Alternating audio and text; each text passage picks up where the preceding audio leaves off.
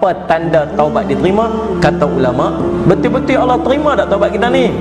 Ni yang kita duk istighfar ni, yang kita duk buat kebaikan ni, kita duk berhenti buat maksiat ni, kita azam tak mau buat lagi ni, kita sungguh-sungguh nak jadi baik ni, betul-betul Allah terima ataupun tidak? Tengok 4 tanda ni ada tak kat kita? Yang pertama, jika dia sudah dapat mengawal lidahnya daripada berkata dusta, ghibah dan kata-kata yang tak penting bagi dia. Dulu cakap mulut tak ada insurans, menyumpah seranah orang ikut suka dia, cakap maki hamun, cakap kasar, fitnah orang, kadang-kadang ribah, mengumpat. Kalau Allah terima taubat dia, dia akan berubah jadi orang yang menjaga perkataannya. Barang siapa beriman kepada Allah dan hari akhirat, maka dia akan cakap yang baik-baik saja. Kalau tak mampu, dia diam. Antara tanda haji mabrur, orang akan rasa tenang dengan dia. Tenang macam mana? Dia tak menyakiti hati orang, dia tak mengumpat orang dah, dia tak fitnah orang dah. Kita kadang-kadang tak ada perasan, suka cakap pada orang. Kalau jumpa, dia nak sembang pasal orang. Yang kedua, apa dia?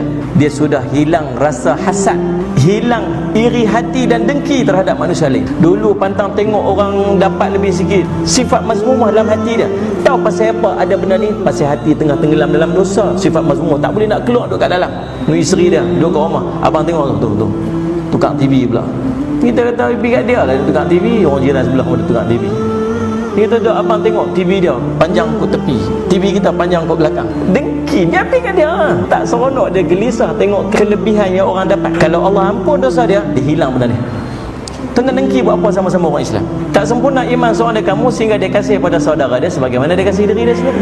Syarat kesempurnaan iman orang-orang mukmin ialah dia cinta kat saudara dia macam dia cinta diri dia sendiri. Lepas tu orang Islam tak patut dengki sama orang Islam yang lain. Yang ketiga, dia dijauhi daripada orang-orang fasik, orang jahat. Waktu kita zaman tak ingat dunia dulu ni tuan-tuan, siapa yang duduk sekeliling kita? Orang yang macam kita. Tapi bila kita nak berubah jadi baik, kita nak jadi baik, kita azam nak jadi baik, kita nak berubah, siapa yang duduk sekeliling kita?